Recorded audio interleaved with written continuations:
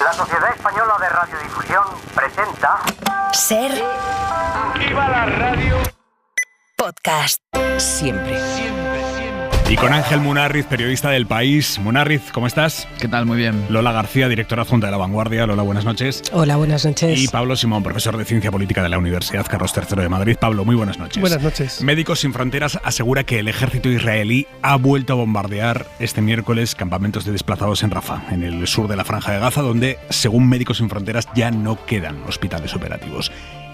Y en paralelo, Estados Unidos ha broncado hoy, a última hora, a Israel en la ONU por el ataque del domingo en uno de esos campos, un ataque en el que murieron más de 40 personas, la gran mayoría mujeres y niños.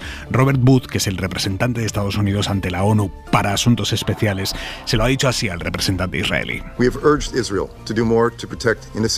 Hacemos un llamamiento a Israel a que haga más para proteger las vidas de los palestinos inocentes y a que realice una investigación independiente y rápida.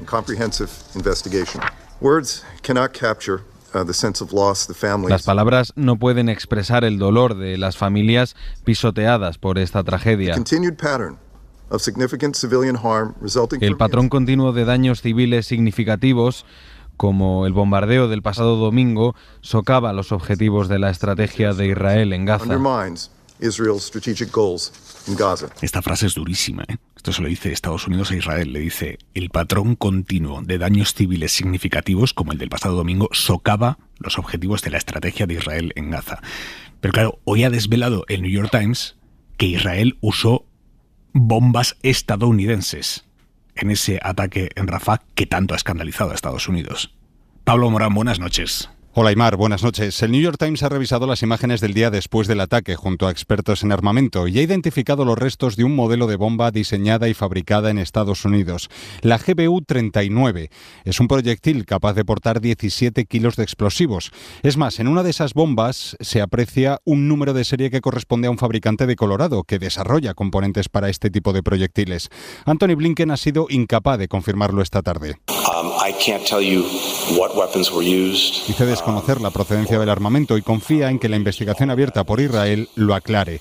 Paradójicamente, el New York Times asegura que Estados Unidos ha estado convenciendo a Israel para que use este tipo de bombas por su capacidad de precisión y por ser, teóricamente, menos letales para la población civil. Pero esas bombas provocaron el domingo por la noche el incendio que acabó con la vida de al menos 45 personas, incluidos niños y mujeres. Pablo Simón. Hay una razón por la que estas investigaciones son particularmente relevantes, y es que aunque sabemos que la mayor parte del armamento que tiene Israel es de origen estadounidense, calculamos que en torno al 68% según diferentes agencias independientes, si se confirmase que efectivamente ha sido armamento estadounidense el empleado aquí, la administración de Biden podría tener un problema. Ellos tienen una regulación interna, que es la sección 502 de la Ley de Asistencia Exterior, que prohíbe el facilitar armas a aquellos países que puedan estar incurriendo en violaciones del Convenio de Ginebra o de los derechos humanos. Y aunque eso depende de cuál sea la interpretación que haga cada administración, el propio Biden cursó un reglamento interno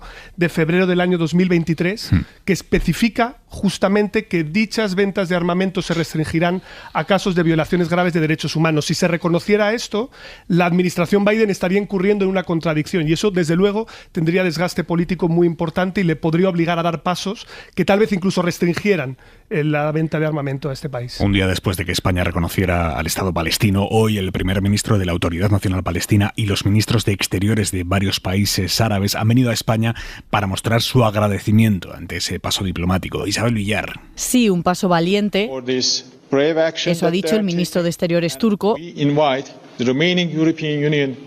que ha pedido a más países europeos que se sumen a este reconocimiento por la gran contribución a la paz que supone. De paz ha hablado también el jefe de la diplomacia jordana, que insiste en que el futuro de la región no puede ser rehén de un gobierno israelí radical y extremista. Ha mostrado, de hecho, su solidaridad con el gobierno por los ataques desde Israel, ataques inmorales, ha dicho, en alusión a las acusaciones de que Sánchez es cómplice de incitar al genocidio judío.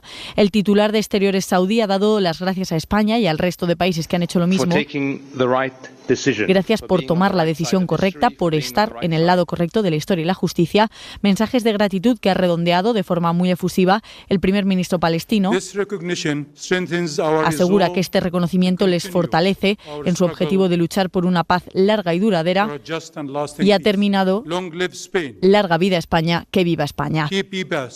En respuesta a todos ellos, el ministro de Exteriores español, José Manuel Álvarez, asegura que el momento de actuar era este y ha contado que mañana Eslovenia hará lo mismo. Es el momento de actuar y espero que otros países europeos, como mañana hará Eslovenia, sigan ese camino muy pronto. Además, Álvarez ha pedido tender más puentes entre Europa y el mundo árabe y articular una acción común euroárabe en favor de la paz. A esta delegación de ministros los ha recibido en Moncloa el presidente Sánchez, que después ha escrito en redes sociales que el gobierno comparte con estos países la voluntad de poner fin a la violencia y hacer realidad la solución de los dos estados. Esta noche, el expresidente Zapatero ha hecho una defensa cerrada de la decisión de Pedro Sánchez respecto a Palestina frente a los ataques de la oposición. Me siento emocionado de saber que mi país, mi partido, mi gobierno ha reconocido al Estado palestino como un alegato, como un manifiesto, como un grito en favor de la paz contra la barbarie y en defensa de un pueblo que existe, de esos niños y niñas que mueren inocentemente. Y ha hecho Zapatero esta comparación para enmarcar los ataques a Pedro Sánchez de amigo de terroristas de Hamás y demás, que es lo que le dice la oposición aquí en España. A veces recuerdo las cosas que le dicen al presidente, a Pedro Sánchez, como las mismas que me decían a mí cuando dialogaba con la banda terrorista ETA para llegar al final de la violencia, que decían que me entregaba a los terroristas, como ahora le dicen a Pedro que está ayudando a los terroristas. Pues bien, se demostró, como se va a demostrar también ahora, que lo que hacíamos era acercar la paz, el fin de la violencia, que es lo que ha hecho Pedro Sánchez al reconocer al Estado palestino, dar una oportunidad grande a la paz. Lola García, tu análisis. Bueno, sobre lo que comentabais antes de la reunión con algunos países árabes que han estado hoy en Madrid, yo creo me ha parecido interesante que estuviera Arabia Saudí, porque si recordáis el inicio de esta última fase de guerra, había la intención de Hamás era precisamente torpedear un acuerdo que estaba a punto de producirse entre Arabia Saudí e Israel, auspiciado por Estados Unidos.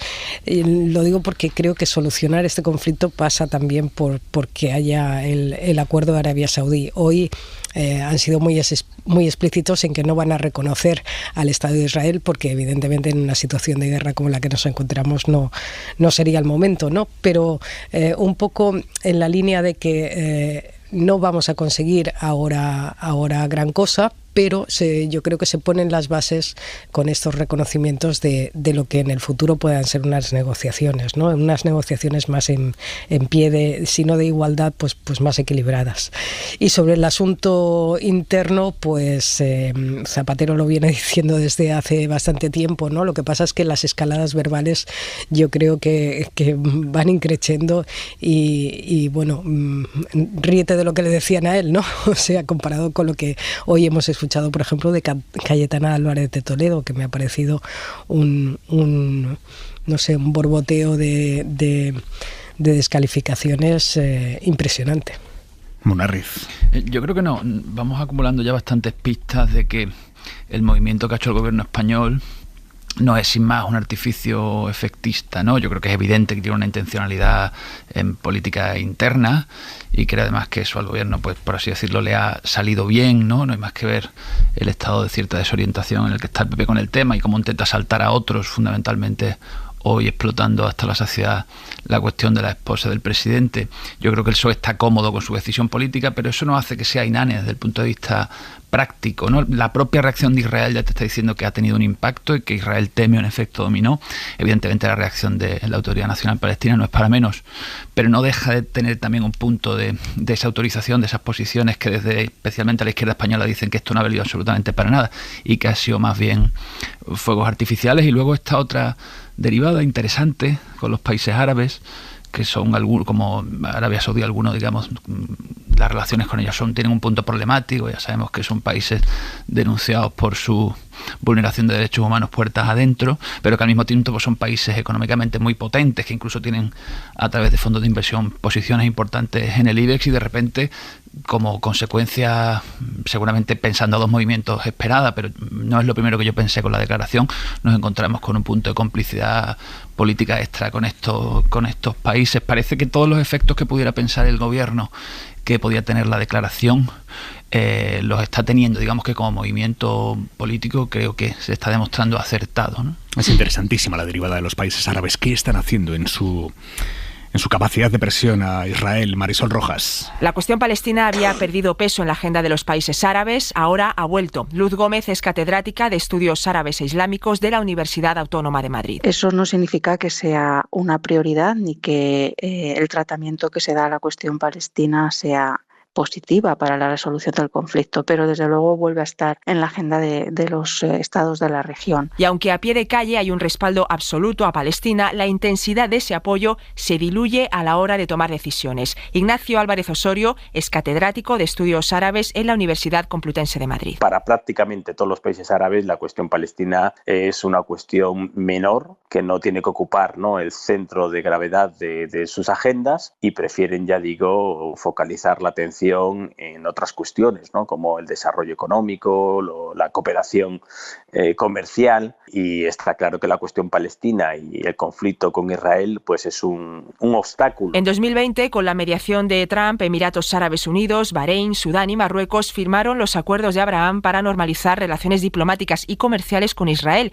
que ha intentado que Arabia Saudí también diera el paso. Se han detenido las reuniones, contactos, por lo menos públicos, que estaban en marcha para normalizar relaciones entre Arabia Saudí e Israel en el marco de los acuerdos de Abraham. Esto hubiera sido imposible sin la masacre de Gaza. Pero los países de la región no han tomado medidas drásticas, ni siquiera han jugado la baza del petróleo. A efectos legales hay un boicot que estableció la Liga Árabe. Esto ya vemos que en el caso de los países que han firmado tratados bilaterales y han reconocido a Israel, ha dejado de ser efectivo por completo. Entonces, en el caso del petróleo, siempre hay intermediarios que son los que hacen este tipo de servicios, ¿no? Es una presión muy limitada.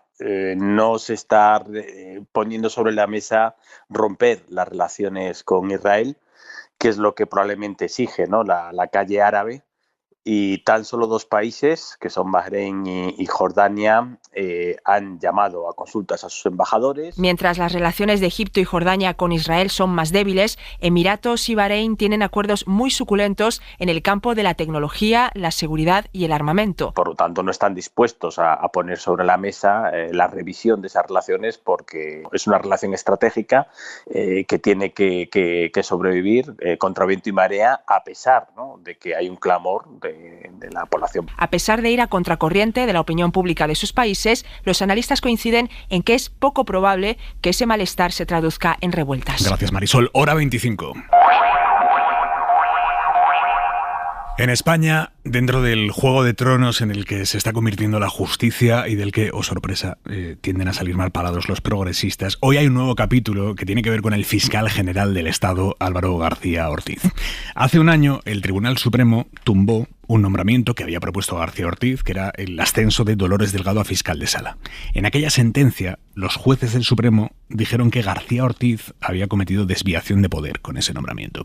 Bueno, a raíz de aquello, una asociación minoritaria de fiscales contraria a García Ortiz dijo, bueno, pues este señor no puede seguir siendo fiscal general del Estado, se tiene que anular su nombramiento, y lo recurrieron al Tribunal Supremo, pidiendo al Supremo que se cargara a Álvaro García Ortiz.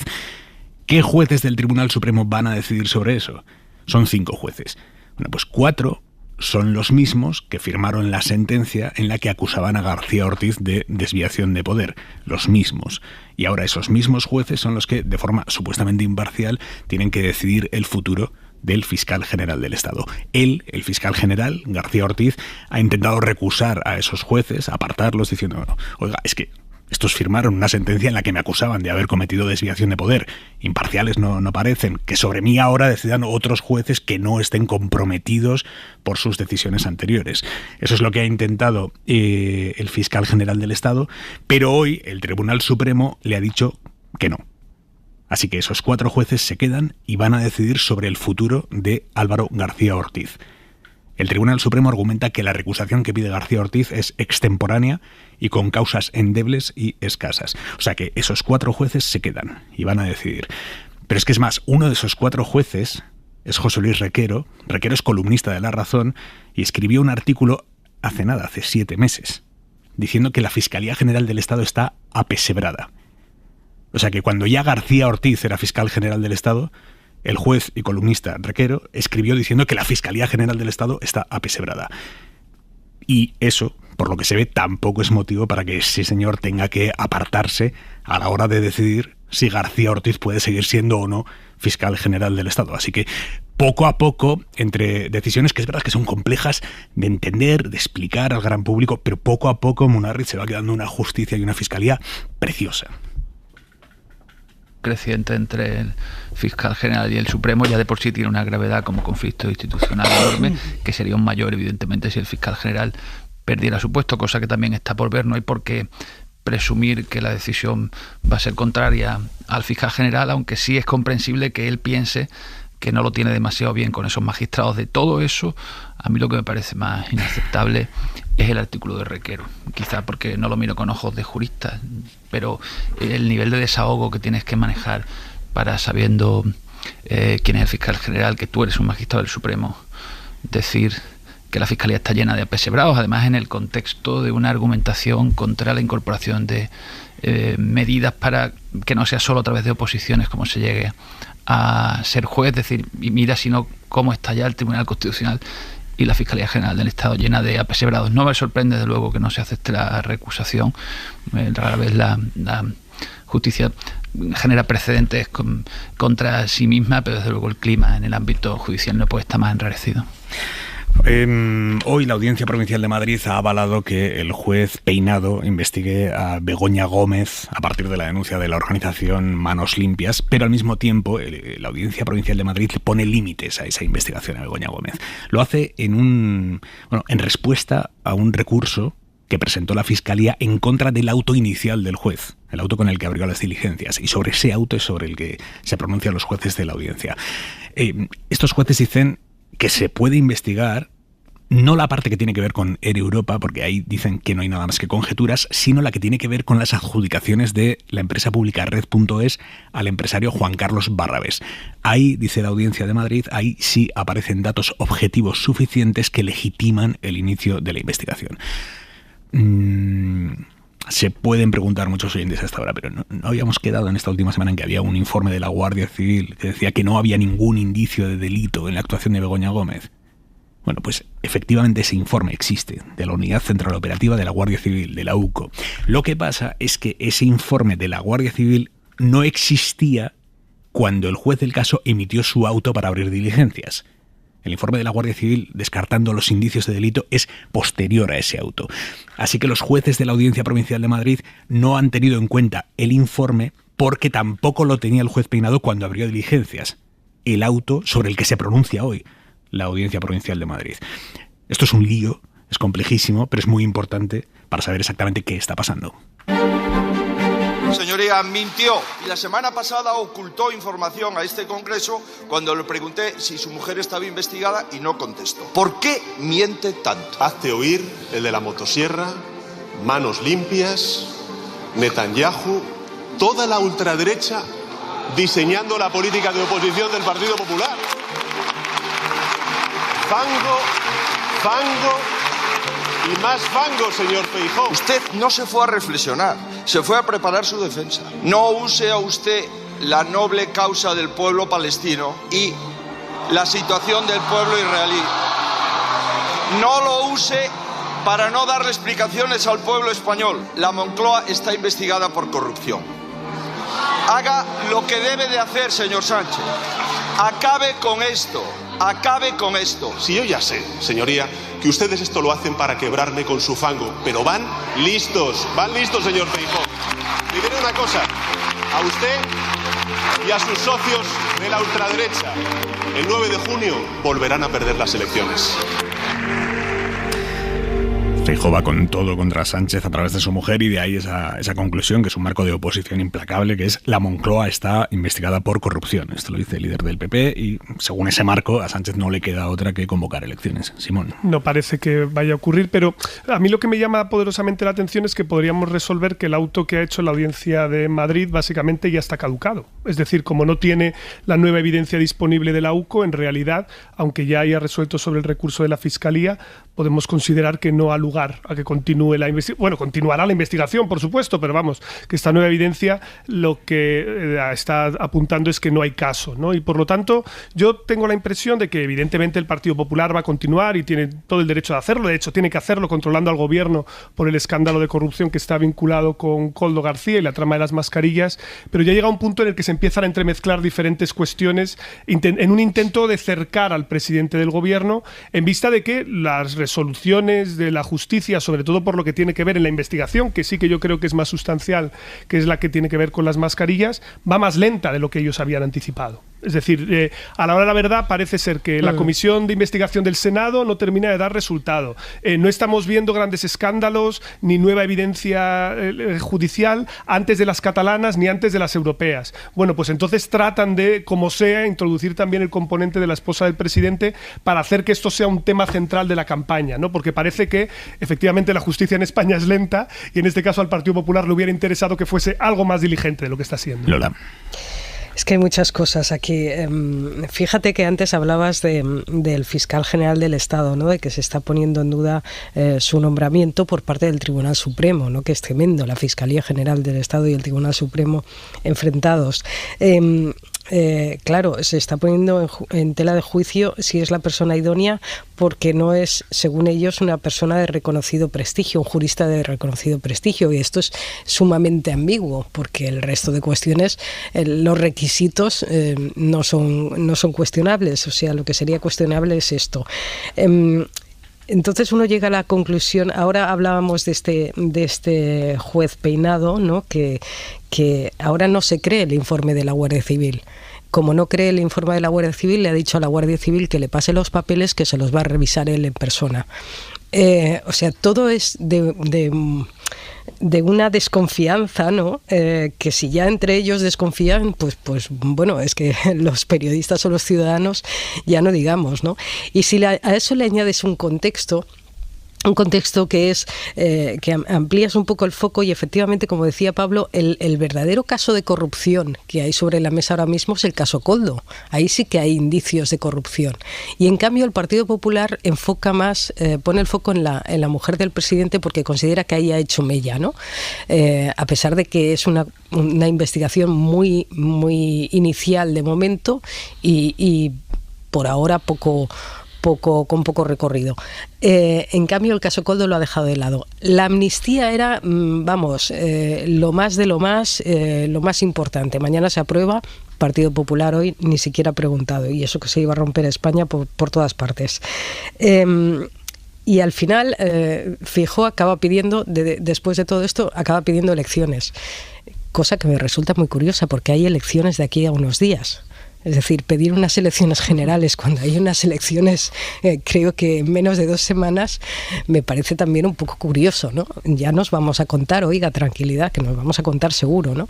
Pero todo acaba creando un estado de opinión pública, pues tremendamente tensionado, ¿no? Que yo creo que es lo que se está buscando, porque son unas elecciones, en principio, si estas elecciones, cuando se acaben, en principio no tiene por qué haber más en 3 años. Entonces yo creo que ahora es la última vez que nos vamos a contar, digamos. Yo creo que el Partido Popular de Feijóo tiene la necesidad de reafirmarse como alternativa. Ganaron las elecciones generales, no pudieron gobernar, y tiene la necesidad de reafirmarse como alternativa todavía vigente para esta travesía del desierto, que luego ya veremos cuánto dura, si es que el gobierno sigue adelante, ¿no? Os doy la palabra, Ángel Pablo, en nada y menos. Hora 25. Aimar Bretos. Decíamos a las 8 que es llamativo que, siendo la situación como es, según Feijóo, de la Moncloa investigada por corrupción, es muy llamativo que el PP no convoque ya al presidente Pedro Sánchez a comparecer ya mismo en la comisión del caso Koldo en el Senado. Esta tarde el PP ha fijado calendario para las comparecencias de la semana que viene, pero siguen sin llamar a Pedro Sánchez, siguen sin ponerle fecha a la anunciada comparecencia del presidente del Gobierno. Mariela Rubio, buenas noches. Buenas noches, y aunque el PP insiste en que siempre podría activar el procedimiento de urgencia para llamar a Sánchez a comparecer antes de las europeas, lo cierto es que no solo ha dejado pasar la ocasión de hacerlo hoy, al no incluirle de momento en las comparecencias de la próxima semana, sino que además fuentes del PP reconocen que se inclinan por no hacerlo hasta después del 9 de junio. Oficialmente Génova dice que la decisión tiene que ver con el prurito de no interferir con las elecciones, pero la realidad es que un amplio sector en las filas del PP considera que llamar a Sánchez en plena campaña supone asumir riesgos, porque creen estas fuentes que el sumario de momento no ha arrojado material suficiente como para acorralar al presidente y que sin una evolución de la instrucción significativa el efecto final puede ser el contrario y que Sánchez puede convertir su paso por la comisión en el mejor de sus mítines de la campaña electoral europea. Existe además en las filas populares, como hemos venido contando aquí, la sensación de que la comisión de investigación sobre el caso Koldo en el Senado no está saliendo exactamente como se esperaba, que los comparecientes están escapando sin aportar ni el desgaste al PSOE que se buscaba ni los grandes titulares que esperaban en Génova. Así pues, el cuartel general popular echa el freno de momento a llamar a Sánchez y sí citan la semana que viene, entre otros, a la presidenta del Congreso, a Francina Armengol, y a la exministra de Exteriores, Arantxa González Laya. Simón. Sí, me ha gustado de la crónica de Mariela esa mención a no le está saliendo la comisión exactamente como esperaban, que es un eufemismo bastante claro para enmarcar la idea de que no le están sacando ningún rendimiento. Es decir, a efectos prácticos se suponía que la comisión del Senado iba a ser como un martillo pilón con el que estar desgastando al gobierno por todos los temas de corrupción, y Koldo no declaró, Ábalos salió relativamente indemne, incluso crecido, y se vio que en general la capacidad de interrogatorio que tienen los senadores del PP en esa comisión pues deja un poco que desear, honestamente vistos las principales intervenciones. Y es que el Partido Popular ahora mismo tiene, yo creo, un problema serio, y es que el marco con el que se habían enfocado las elecciones europeas era de un plebiscito a Sánchez, en el que se suponía que iban a ser capaces de barrerlo, pero no han sido capaces de conseguir, al menos en este primer tramo de campaña, que sus temas sean centrales en la agenda. Estamos hablando, y esto comenzó Vox cuando hizo el evento con Milei, la crisis diplomática con Argentina, el reconocimiento de Palestina, pero no están siendo capaces de imponer sus temas. Y lo que estamos viendo es que encuesta a encuesta, el margen entre el Partido Popular y el Partido Socialista se va cerrando. Lo que se suponía que iba a ser una goleada, a tal punto que incluso en el cartel electoral del Partido Popular directamente pone una manifestación de gente en España, vamos a descubrir que de repente la situación no es tan distinta a lo que los españoles votaron en el pasado verano, y por lo tanto que esa goleada y esa supuesta pérdida de apoyo popular del Partido Socialista no se materializa. Así que claro, entiendo que no quieran darles escaparate a Sánchez, y ahora lo que vamos a intentar ver es si es capaz de girar el foco de la campaña del PP en esto que queda, con la llegada de la amnistía o con temas de corrupción, para que al menos puedan recuperar un poco a los puntos la iniciativa. Porque, insisto, 61 eurodiputados, circunscripción única, es que si tienes una diferencia de 3-4 puntos, son 3-4 eurodiputados. Es que eso es un balance muy pobre como para decir que los españoles han dado la espalda a este gobierno. Ángel. Con respecto al caso Koldo, yo creo que el principal motivo por el que no está creciendo el asunto no es o sea, yo creo que la comisión volaría si en la instrucción en paralelo estuvieran cumpliéndose las expectativas iniciales de que el caso iba a escalar, iba a empezar a implicar a diversas administraciones socialistas con nombres propios importantes, algunos en el gobierno. Bueno, van pasando las semanas y tal cosa no ocurre, no vamos a adelantar si puede ocurrir en el futuro, desde luego hasta ahora no ha ocurrido. Que creo que le ocurre al PP concretamente, y lo digo por concretamente a la sesión de hoy. El PP, la verdad es que ha conseguido hasta ahora ser claramente el partido que llevaba la iniciativa de oposición durante toda la legislatura, y no siempre ha sido fácil, con la amnistía, que era un tema muy Vox, tuvo que debatir internamente si daba una respuesta más comedida institucional o más callejera. Finalmente, espoleados, por no decir empujados por Aznar, acabaron saliendo a la calle. Durante toda la legislatura la verdad es que Vox ha estado bastante en un segundo plano.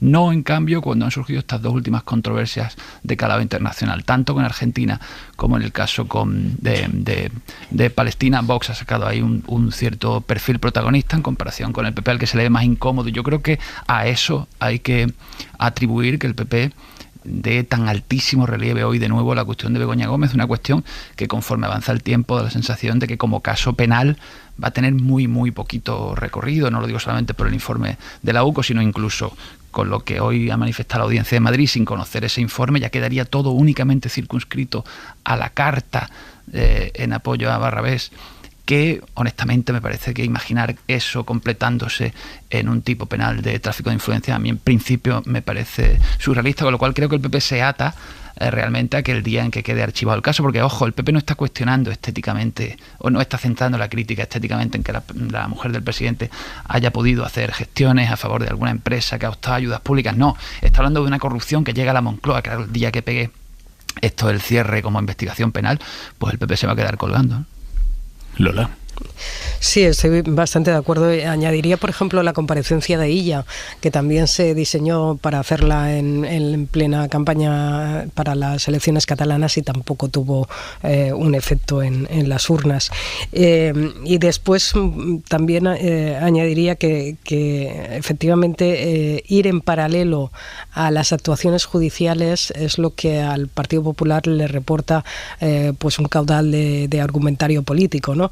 Y diría que incluso en el caso de la amnistía pues les va a pasar un poco lo mismo, que los jueces a partir de la aprobación de la amnistía la van a aplicar y la van a enviar a los tribunales europeos y ahí se acaba todo, con lo cual también se te acaba cayendo este asunto, ¿no?, que has hecho de él buena parte de la campaña. Hablaremos después de la amnistía, pero antes, por cerrar este capítulo judicial, hoy la buena noticia que ha tenido el PP, la buena noticia que ha tenido el PP, luego ya metemos los matices, es la absolución de Francisco Camps en el último juicio que tenía pendiente por la trama Gürtel, que es el de los contratos firmados y adjudicados a Orange Market, la empresa valenciana de la trama, contratos de la Generalitat Valenciana, por entonces presidida por Francisco Camps. Los jueces sí que han condenado a Francisco Correa, a Álvaro Pérez el Bigotes, a Pablo Crespo, porque estos señores admitieron los hechos para llegar a un pacto con la Fiscalía que les rebajara las penas.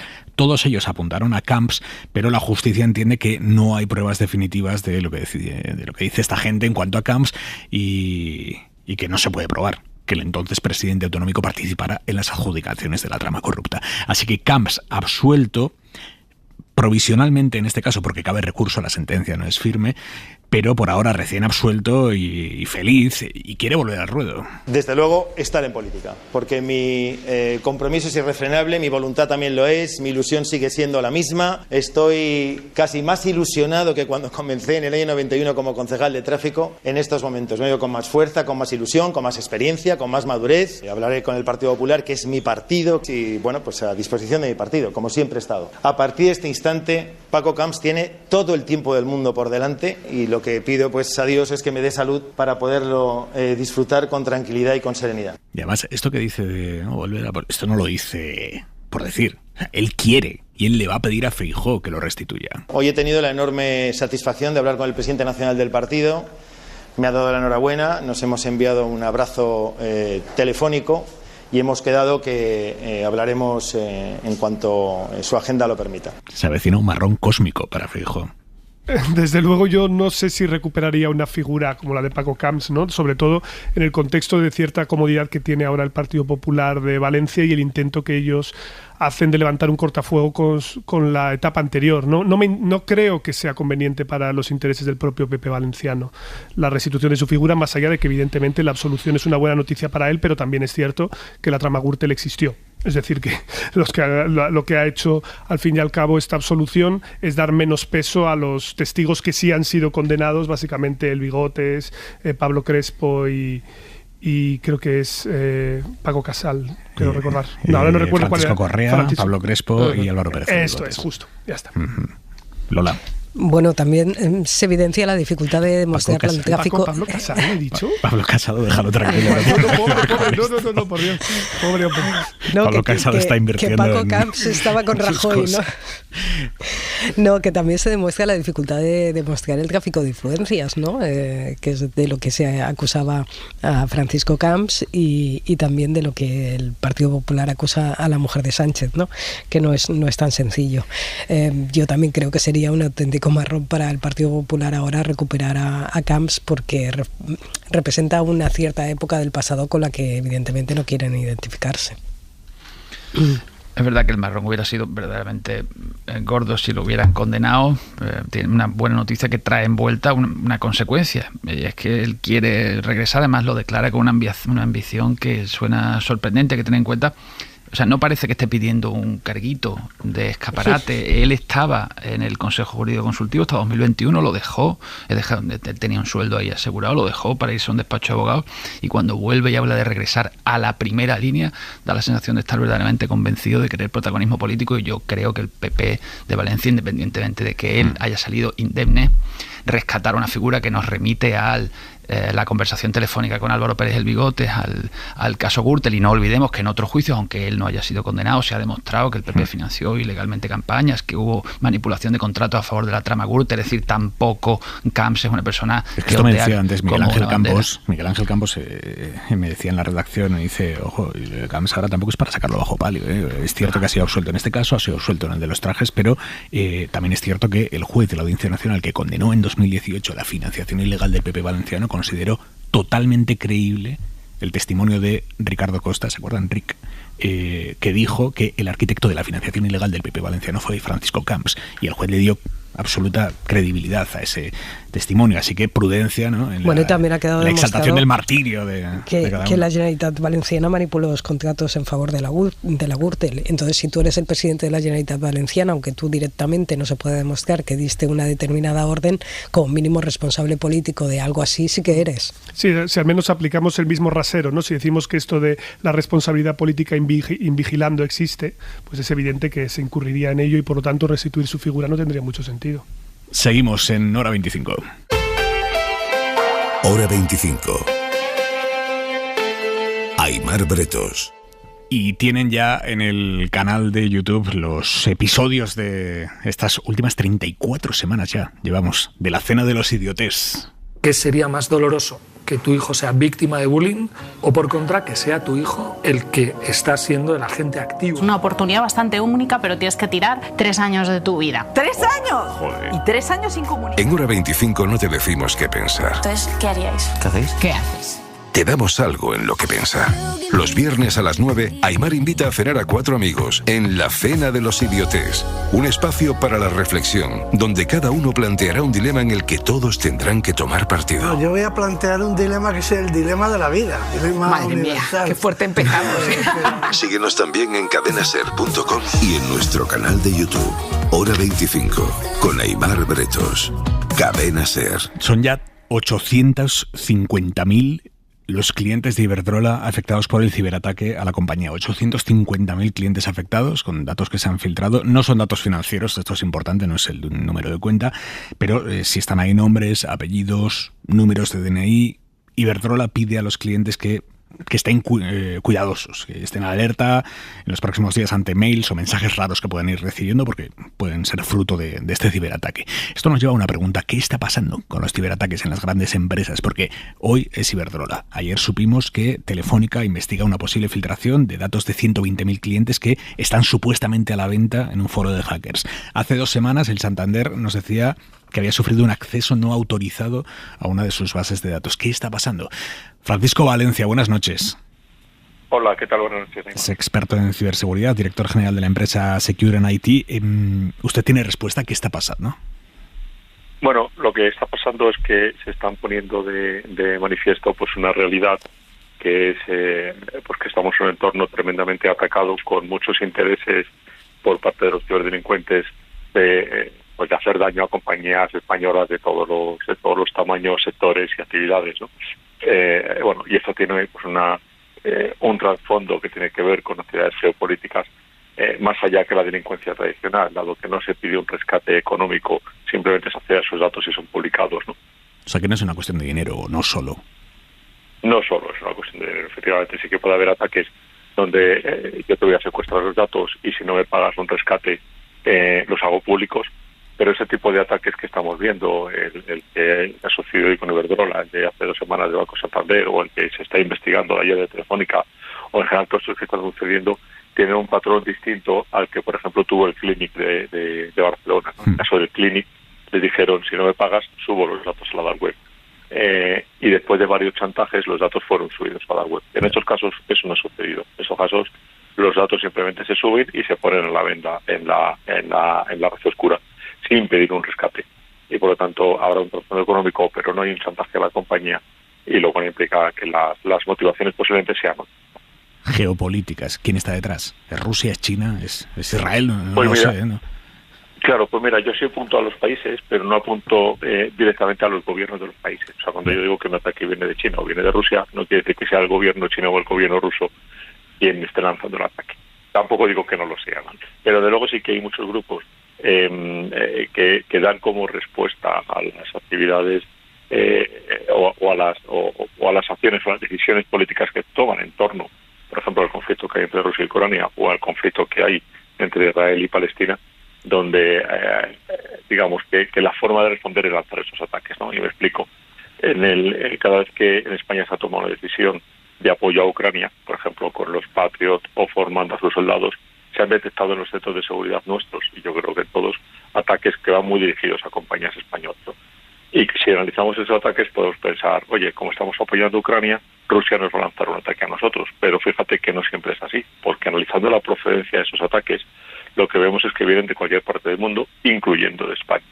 Y lo que vemos es que al final, cada vez que se toma una de esas decisiones, hay muchos colectivos de los dos bandos y de todos los países que unos están a favor de que se apoya, que esto nos pasa, lo vemos en la tele, ¿no? Algunos están a favor de que España apoye a Ucrania, y otros colectivos, también en España, están en contra de que España apoye a Ucrania. Y por lo tanto lo que vemos son ataques a un montón de compañías que vienen de países que en principio son ajenos al conflicto o incluso son extranacionales, ¿no? Y estos ataques son no evitables, quiero decir, con sistemas informáticos de mejor calidad se podrían evitar, con mayor inversión, claro, no lo sé.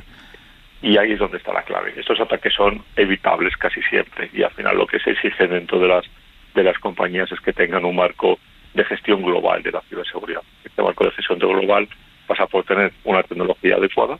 La tecnología adecuada es como tener un coche con buenos frenos, pero no sabes conducirlo, y por lo tanto, además de la tecnología adecuada, necesitas buenos conductores, es decir, una buena gestión de la seguridad que se traduce en un marco de gobierno corporativo. Entonces, estos datos, alguien que no es el área de informática, o no solamente el área de informática, tiene que determinar, oye, ¿quién puede acceder a estos datos? ¿Cuándo puede acceder a ellos? ¿Para qué puede acceder a ellos? Y cuál es el permiso que tenemos de sus titulares de acceder o no acceder a estos datos. Y todo lo demás debería estar prohibido. Y eso llevaría pues a tecnologías, por ejemplo, como el cifrado o la criptografía de los datos, para que el atacante no se los pueda llevar, porque necesitaría descifrarlos previamente. Y esto no se ha producido, es evidentemente que no, porque los datos están en claro en la dark web, por lo tanto no estaban cifrados. Y eso, pues la verdad es que en mi modesta opinión, yo creo que se deben exigir responsabilidades a las personas que están al mando de esto, y no ver, como vemos en la web, que bueno, los datos no eran importantes. Pero es que quien decidiera si esos datos son importantes o no es el titular de esos datos. Francisco Valencia, experto en ciberseguridad y director general de Secure and IT. Gracias. Muchas gracias, buenas noches. Carreño, muy buenas. Bretos, muy buenas. 9-7-7-8. Le ha ganado el Real Madrid al Barça en el primer partido de la semifinal de la Liga ACB, así que primera victoria para los de Chus Mateo. Ahora mismo están en la prórroga el Olympiacos de Mendilibar en la final de la Conference League contra la Fiorentina, empate a 0, están jugando el tiempo extra. Y hoy vamos a seguir mirando la final de la Champions. Claro. Ya sabes que tenemos programación especial, el sábado en Wembley. ¿Cuándo nos vamos a Londres, Manu? El viernes nos vamos. Ahí hacemos hora 25 y luego hacemos el larguero. Y el sábado también, carrusel, el larguero y todo lo que haga falta. Yo vamos a echar el fin de semana desde el viernes, estaremos allí, aunque ya mañana se van para allá Romero, Herraiz, Cimeana y compañía. Y luego estaremos en Barcelona, donde hoy sabes que ya se ha hecho oficial la presentación de Hansi Flick como nuevo entrenador del Barça los 2 próximos años. Venga, hasta luego, Manu. Adiós, chao. La ropa para mañana, Jordi Carbó, buenas noches. Buenas noches, ropa de pleno verano. De hecho, ahora mismo en la ciudad de Madrid, en gran parte de la ciudad, 28 grados, la misma temperatura, increíble. Muy alta. De hecho, es una temperatura que se puede dar cualquier noche, no solo del verano, sino de plena canícula. 28 también en Sevilla, en gran parte de Extremadura. Pero bueno, esta noche todavía las temperaturas bajarán lo suficiente como para que mañana a primeras horas el ambiente se llegue a notar algo fresco. Después, pues tiempo muy parecido al de hoy, con algunas excepciones que ahora comentaremos, pero en general nos espera un día tan caluroso como el de hoy, destacando máximas cercanas a los 40 grados en el Valle del Guadalquivir o también del Guadiana en su paso por Extremadura. Extremadura. Los cambios llegarán por el norte. A partir de mediodía se cubrirá en todo el Cantábrico con algunas lloviznas y avanzada la tarde tormentas en los Pirineos, especialmente en el más oriental, en Cataluña, con alguna tormenta que descargará con fuerte intensidad. Hasta mañana, Carbó. Buenas noches. Y ahora mismo hay más de 65.000 personas absolutamente entregadas a Taylor Swift en el Santiago Bernabéu. Ojo a la locura de los y las fans con este guiño a España durante su concierto.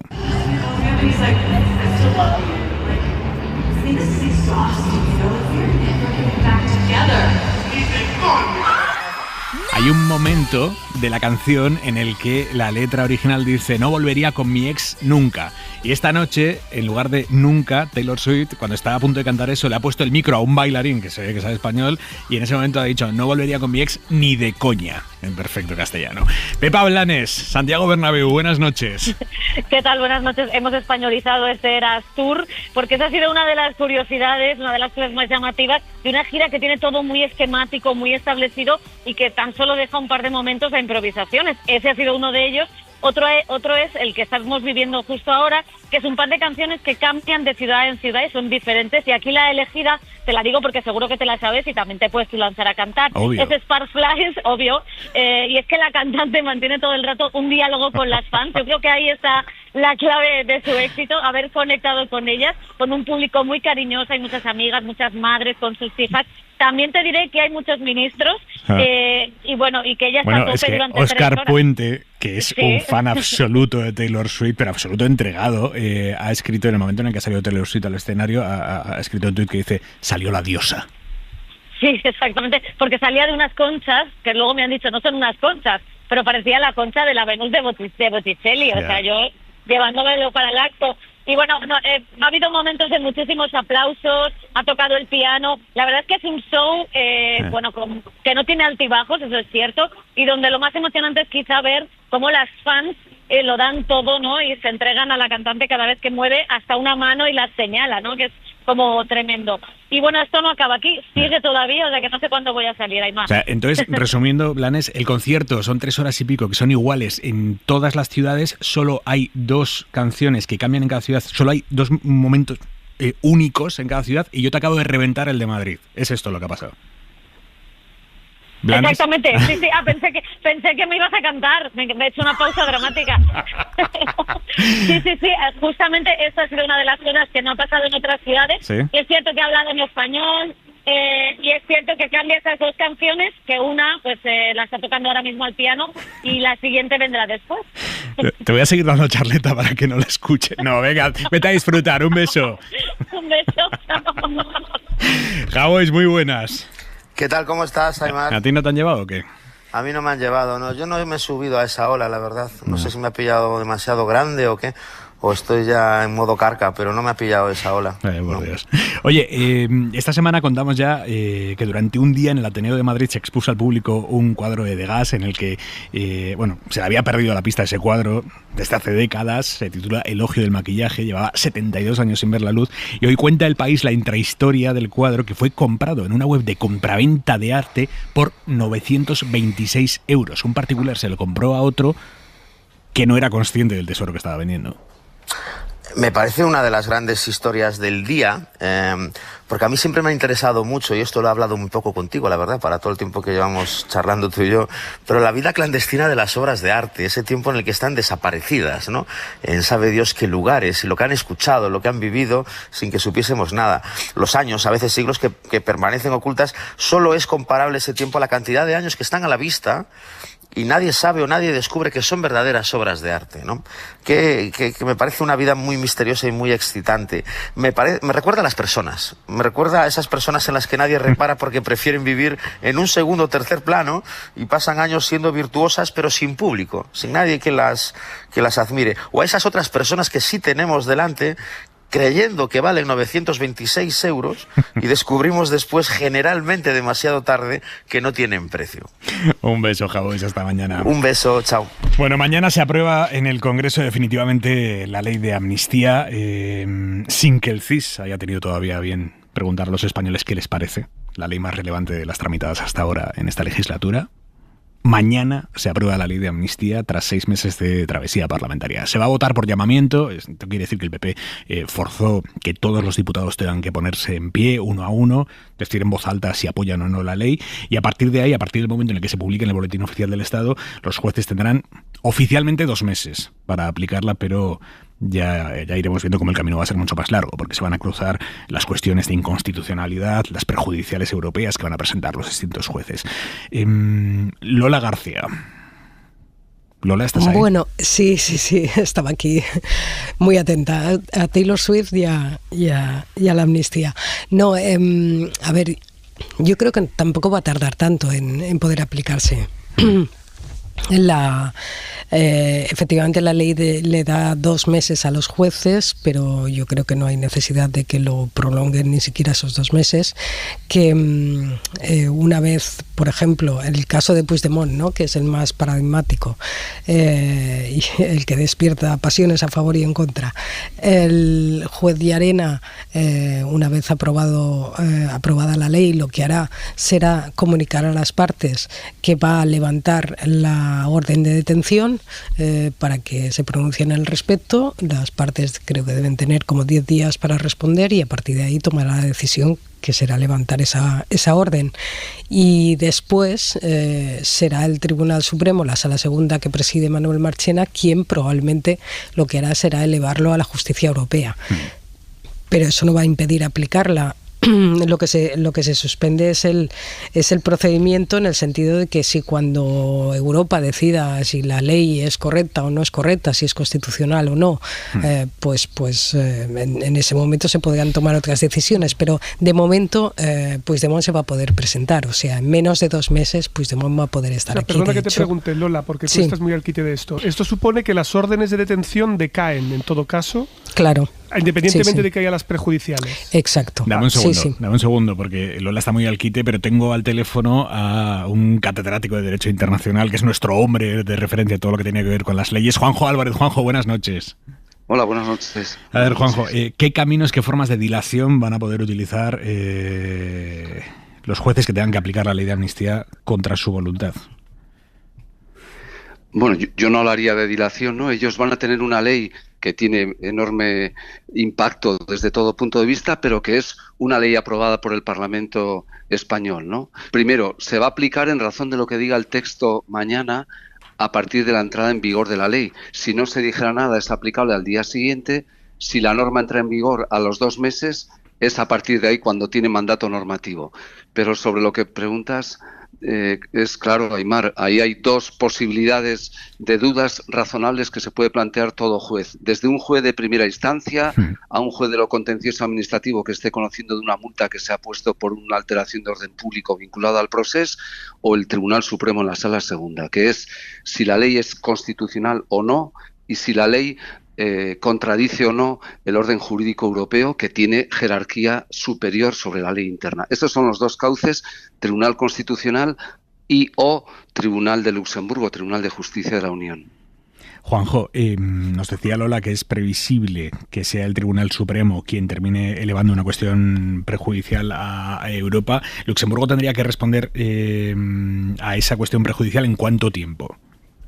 Vale, bueno, primero la puede plantear cualquier juez, desde un juez de primera instancia. O sea, no hace falta que sea el Supremo centralizando todo. No, todo juez que tenga que aplicar el mandato de la ley de la amnistía, que tiene un ámbito universal, subjetivo, ¿no? Todo supuesto de multa, sanción administrativa, sanción penal, interpuesta a cualquier persona, no solo a Puigdemont, cubre un universo muy importante. Hay embargos de propiedades por multas impuestas, y cualquier juez que tenga que aplicar una ley que tenga que ver con los hechos del proceso tiene la posibilidad de plantear una duda razonable al Tribunal de Luxemburgo si estima que esa aplicación de la ley y esa ley es contraria al derecho europeo. A partir de ahí se plantea la cuestión prejudicial. Una vez que se plantea la cuestión prejudicial, la ley sigue en vigor, pero para ese caso en concreto se suspende la aplicación de la ley. O sea, no se bloquea para todos los beneficiarios de la ley, no, solo para... No, con absoluto. Solo para el caso en el que se plantea la cuestión prejudicial. Eso no suspende la vigencia de la ley, como tampoco lo suspende o la suspende un recurso de inconstitucionalidad que plantearán 50 diputados o senadores del PP, o tampoco la suspende, salvo para el caso concreto, una cuestión de inconstitucionalidad que se plantea ante el Tribunal Constitucional. Y el Tribunal de Luxemburgo está tardando de media 18 meses, año y medio, 2 años, en resolver las cuestiones prejudiciales. Podría entender que aquí es un caso preferente por afectar a derechos fundamentales, pero no baja del año. Y la media está siendo más cerca de año y medio y 2 años, pues por la acumulación de tarea, ¿no? Hemos visto La Vanguardia, el periódico de Lola, publicada este fin de semana que hay un grupo de jueces que ha aprovechado el correo corporativo del Consejo General del Poder Judicial para mandar un mail a todos los jueces de España con una guía práctica de cómo presentar estas cuestiones prejudiciales que, bueno, pues dilatarían muchos meses la aplicación de la ley, 1 año y medio de media, nos decías. Es llamativo cómo estamos normalizando que los miembros de un poder del Estado expongan tan a las claras su voluntad de torpedear, retrasar todo lo que puedan la aplicación de una ley que va a salir mañana del Parlamento Español, Juanjo. Sí, ese es el objetivo, no es edificante, pero es que ese código, digamos, de buena práctica para la cuestión prejudicial se traslada a través del reglamento del Tribunal de Justicia a todos los jueces, no con esta ley, con todas las demás, ¿no? Lo triste es que se haga ideología, porque también hay otro supuesto, Aimar, del que no hemos hablado. Un juez español, como un juez maltés o un juez eslovaco o un juez italiano, es juez español y juez europeo. Y la ley le ampara para que si él creyera que la ley española es contraria al derecho europeo, no la aplicase. Eso se puede dar, es un caso que podría estimarse como inédito, pero que no lo es. En casos que no tienen la trascendencia pública que tiene evidentemente esta ley, ya se ha hecho. Eso tendría otras derivadas, ¿no? Pero sobre lo primero, yo creo que cada juez tiene que obrar conforme a su conciencia y ser muy consciente de que ellos son aplicadores de la ley y que tienen cauces para que, si dudan de la constitucionalidad y o de la adecuación al derecho europeo, lo hagan con normalidad. Lo último que debería de faltar en este contexto es falta de profesionalidad, sacrificándola en favor de la ideología. Eso es lo que no debe de ocurrir. Y yo creo que la gran mayoría de los jueces lo deben y lo van a hacer así. Confío en que sea así, ¿no? Juanjo, un abrazo. A vosotros. Simón. Me parece muy interesante esto que se está planteando, porque en realidad parecía, cuando se estaba discutiendo todo el componente de la ley de amnistía, que los operadores jurídicos iban a tener un gran margen de discrecionalidad a la hora de poder aplicarla, pero es cierto que al final, si los recursos quedan acotados a casos concretos, podemos discutir sobre las cabezas más visibles, pero al decaer las órdenes de detención, muchos de ellos, como indicaba Lola, podrían, bueno, estamos pensando sobre todo en Puigdemont, podría retornar a España, más allá del efecto que esto pudiera generar en términos de opinión pública, que sin lugar a dudas pues será un momento de gran trascendencia. Pero en cualquier caso sí me parece interesante por todos los otros casos que no se ve, ¿no? Aquellos que no tienen tanta trascendencia política y que pasan por debajo del radar y que probablemente tengan una naturaleza más administrativa o en muchos casos más ligados a penas de multa que a penas de prisión.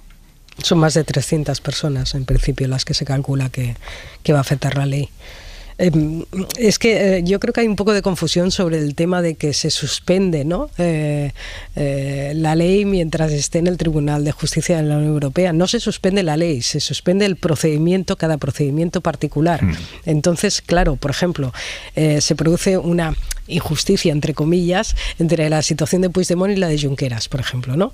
Junqueras ya ha sido condenado, tiene una condena de inhabilitación, se le indultó la prisión, pero sigue teniendo una condena de inhabilitación y él se la va a tener que comer hasta que el Tribunal de Justicia de la Unión Europea diga algo. En cambio, Puigdemont, que no ha sido juzgado, va a poder regresar con todos sus derechos intactos. O sea, que uno se puede presentar si hay repetición y otro no. Sí. Y Puigdemont sí puede. Es que Puigdemont no ha sido condenado. Claro, eso es interesante. En ningún momento. Sí, se podría presentar sin ningún problema y si ganara pues podría ser presidente, cosa que no creo que ocurra, pero sí. Una risa. Yo creo que en el campo judicial mucho de lo que ocurra hoy no lo podemos prever. Es decir, yo sí creo que va a haber, porque se ha estado durante muchos meses machacando con la idea de que esto es una intromisión en el campo judicial y ha habido demasiados movimientos ahí dentro y son muchos jueces los que van a ser, digamos, los que van a tener que tomar decisiones en este campo.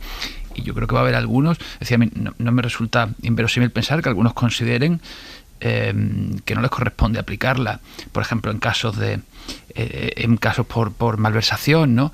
Es decir, yo creo que sí puede haber un punto de obstruccionismo, y creo que la digestión judicial de la amnistía va a ser muy conflictiva, porque ha inoculado, digamos, en el ámbito judicial bastante rechazo por esta ley, ¿no? No creo que vaya a ser, digamos, algo que vaya a ir excesivamente fluido. En el campo político, yo creo que este es el asunto de la legislatura. Es decir, creo que es más que Koldo, más que lo que atañe a la esposa del presidente, más que las cuestiones que pueda haber en el ámbito internacional. Yo creo que este ha sido y va a volver a ser el asunto de la legislatura, aunque nos hayamos tomado un breve respiro, y dentro de que creo que es el gran asunto de la legislatura, un hipotético regreso de Carles Puigdemont, creo que es un enorme acontecimiento, que lo va a ser, ¿no? Y que será un día de alertas altas en todos los sentidos, ¿no? Por lo que pueda remover, porque no deja de ser una persona que nos retrotrae un momento de muchísima conflictividad. 2017 era un momento de una crispación elevadísima, pero también, digamos, a una escala más pequeña, pero también muy importante por cómo todo eso pudiera influir en la política catalana, que no olvidemos que todavía está por esclarecer, ¿no? Bueno, pues está todavía todo por decidir, el resultado electoral está encima de la mesa, pero queda muchísimo por decidir, ¿no? Sí, eso es bien interesante, sobre todo ahora que tocando a las elecciones europeas ya vamos a tener el proceso de elección de la mesa, ¿no? Y cómo eso va a jugar también un papel relevante en términos de la iniciativa que tengan los distintos actores. Se mezcla todo a la vez.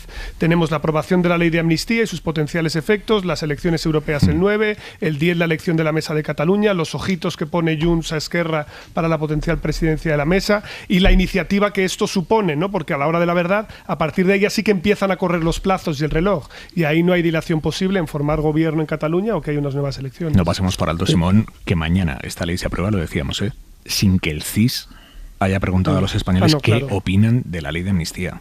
Sí, y estoy evidentemente... Ya hemos hablado largo y tendido sobre el CIS y cuáles son los criterios que sigue para decidir cuáles son las cuestiones de relevancia política o no, pero bueno...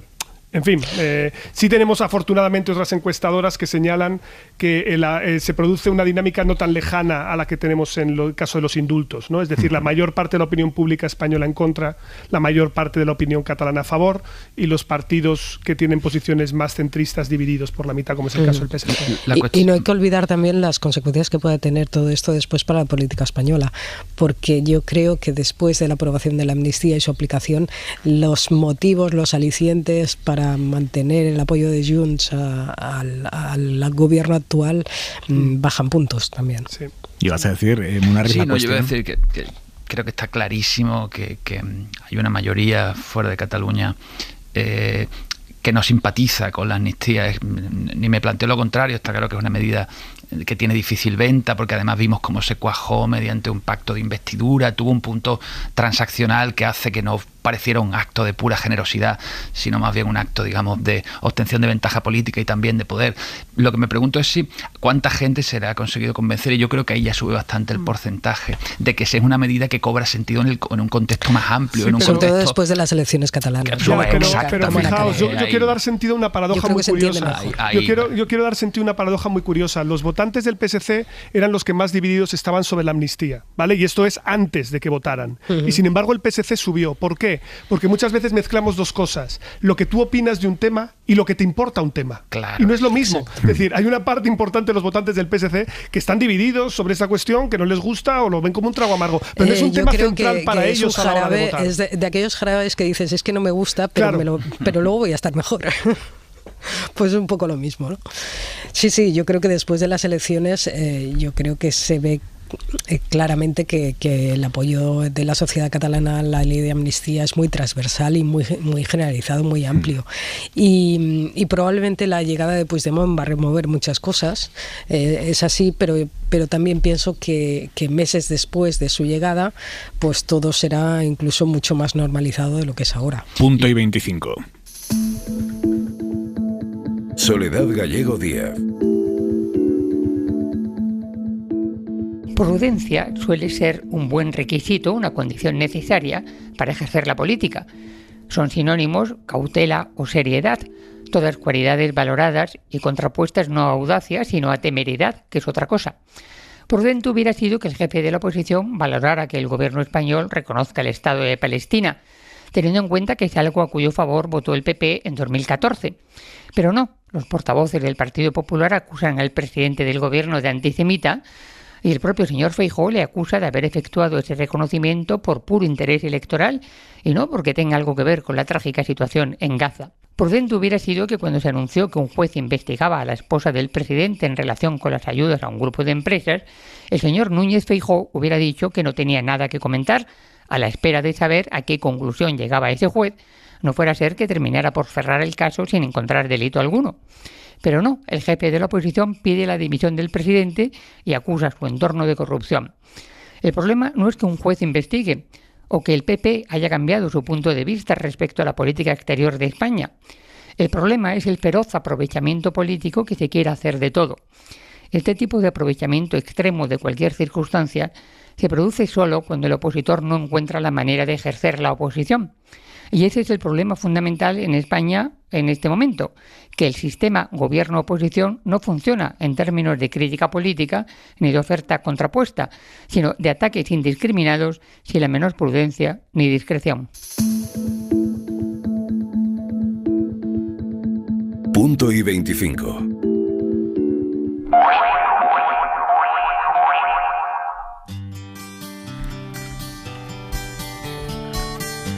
Llega tarde el 28, pero llega pronto. Manu Carreño, muy buenas. Muy buenas. Aquí al pie del cañón. Esta semana de Champions, como te decía antes, ha llegado pronto también Jorge Valdano, que ya está por aquí. Anoche tuvimos aquí, sentados en el estudio de Gran Vía 32, a Vicente del Bosque, a José Antonio Camacho, a Alfredo Relaño.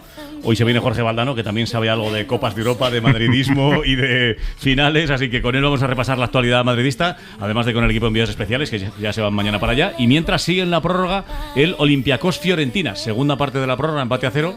Bueno, es la competición europea menos importante, pero ya sabes que Mendilibar, al que echaron del Sevilla el año pasado después de ganar la Europa League, es la primera vez que entrena fuera ahí en Grecia al Olympiacos y le ha llevado, ahora mismo está a 15 minutos de ganar otro título europeo. Bueno, enseguida estamos con todo y como te decía antes, en Barcelona con la noticia ya oficial del fichaje de Hansi Flick y con el mismísimo Jorge Valdano, que por aquí está entrando para despedir hora 25 con Aimar Bretos. Hasta luego, Manu. Adiós. Efectivamente está entrando Jorge Valdano ahora. Le da la mano. ¿Qué has sentido, Simón? ¿Qué has sentido? Pablo Simón, Lola García, Ángel Munarriz, un abrazo, amigos. Buenas noches.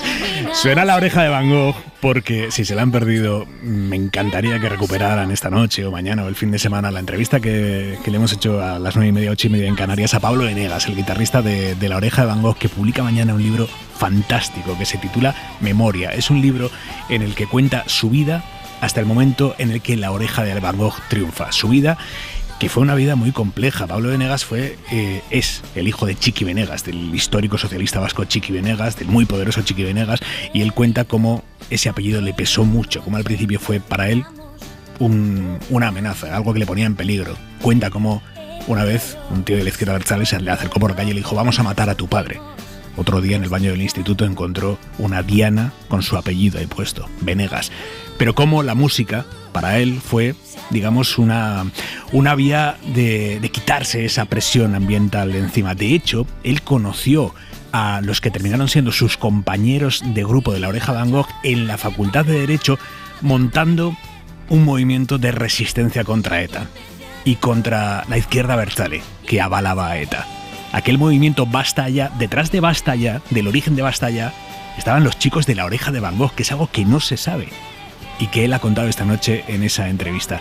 Insisto, es deliciosa. Y el libro también. Si tienen la ocasión, léanlo. Mañana en las librerías, Memoria, de Pablo Venegas, con Plaza y Janes. Descansen mucho. Hasta mañana. Adiós.